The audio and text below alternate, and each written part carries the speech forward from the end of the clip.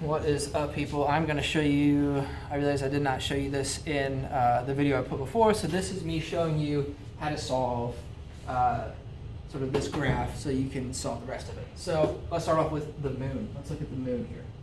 The moon, we say it has a mass of 7.36 times 10 to the 22 kilograms, has a radius of this, and the distance to the sun of this. So the one thing we are missing from this chart, which I wish it gave us, was the mass of the sun. We'll say the mass of the sun is equal to 1.99 times 10 to the 30 kilograms. That's our mass of the sun. All right, so force of gravity between the sun and the object. So what's the force of gravity between the sun, all right, and our moon?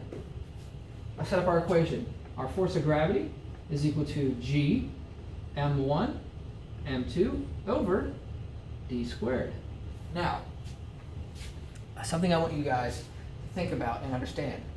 When we measure a distance from one celestial body to another, so I'm talking about anything out in outer space, and even us here, we want to measure from our center of gravity. This just makes the measurements a lot easier. But look at this. The distance to the sun is so large that this radius of the moon doesn't matter. It's a magnitude of 5 less. So it's so much less that it doesn't matter. It won't affect this equation or this distance at all. So the distance to the sun is just going to be this d right here. We don't have to worry about the radius because it's so small in comparison to the distance it is. It'd be such a minute change we wouldn't even notice it. So let's go ahead and write this out. So we know our G, 6.67 times 10 to the negative, what is that again? I just forgot it. Times 10 to the negative 11. All right. Let's plug in our two masses. So M1, we'll just go ahead and say that M1 is going to be our object and M2 is going to be our sun. M1, we'll say 7.36 times 10 to the 22nd. All right, very large. Our sun, 1.99 times 10 to the 30th.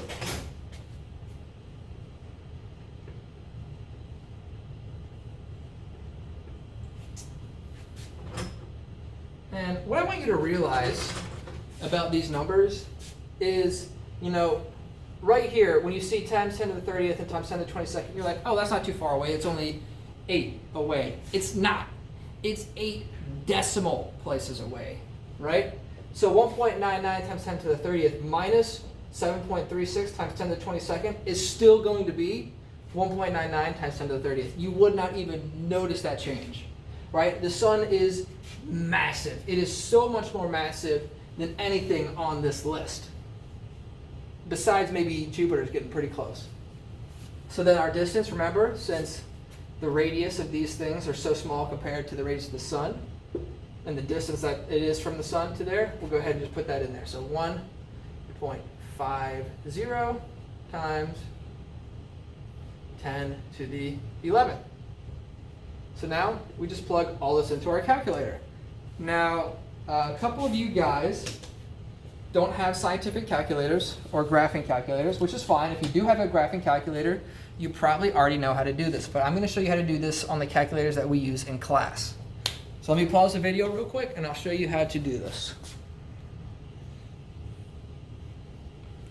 All right, so here's our equation. I'm watching the lights on. Here's our equation on the board. That's what we're going to solve.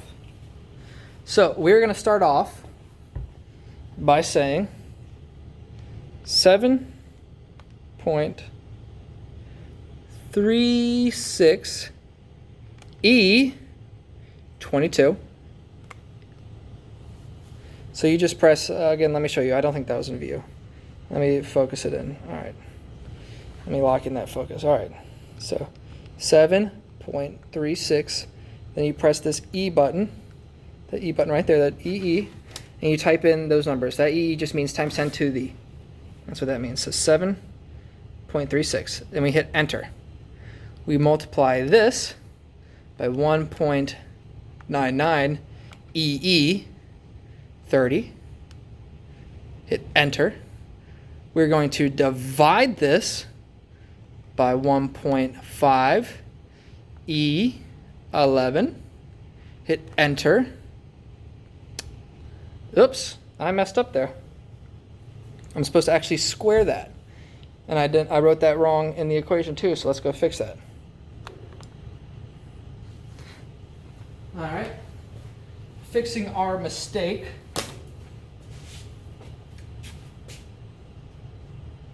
This is squared. I forgot about that. Totally forgot about that. Let's go back and try that again in our calculators. All right. So,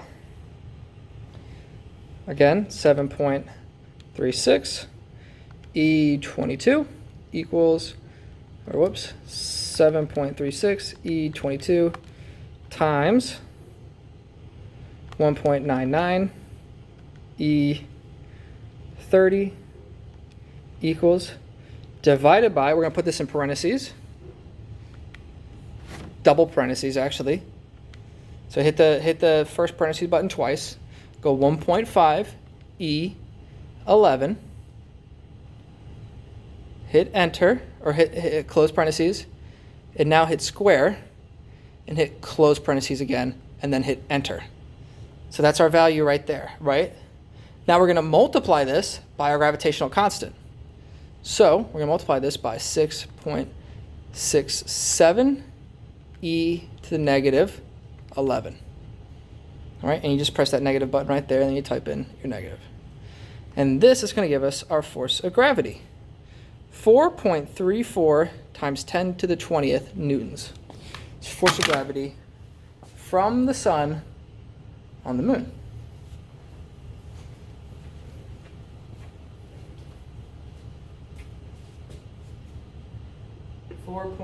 I forgot what it was, something like 34 times 10 to the 20th newtons. That's the force of gravity between the sun and the object. Huge. It's because the sun is insanely big.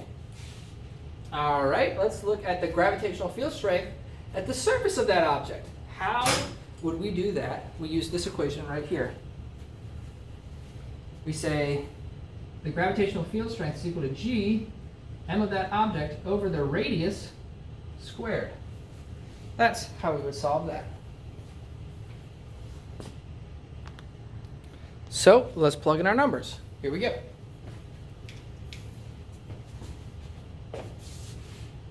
Say 6.67 times 10 to the 11th, multiplied by the mass of the moon,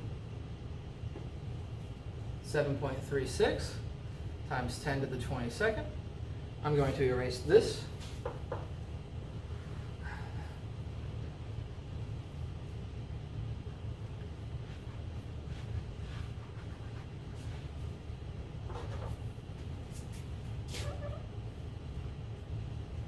And then we just divide by the radius squared. 1.74 times 10 to the 6th. All right, and this ends up equaling something that you guys already probably know, 1.6 meters per second squared.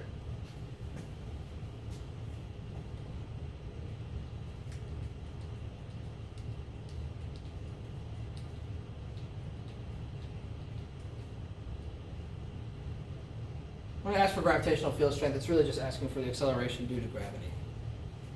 Right, and that's what I'm looking for here.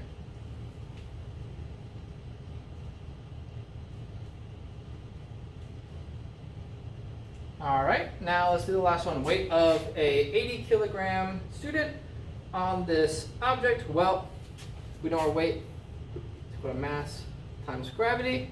We know the gravity of the moon, 1.6. Our mass, 80 kilograms. Our weight is equal to 80 times 1.6. And 80 times 1.6 is equal to 128 newtons. So, fill in this chart, turn it in, be all good. And I know this is an image, so if you need to like write it somewhere else, whatever, you know, just let me know what you're doing. Like say this will be question 1, 2, 3, 4, 5. That could be the way you sort of label it if you don't want to write it off of the sheet itself. All right.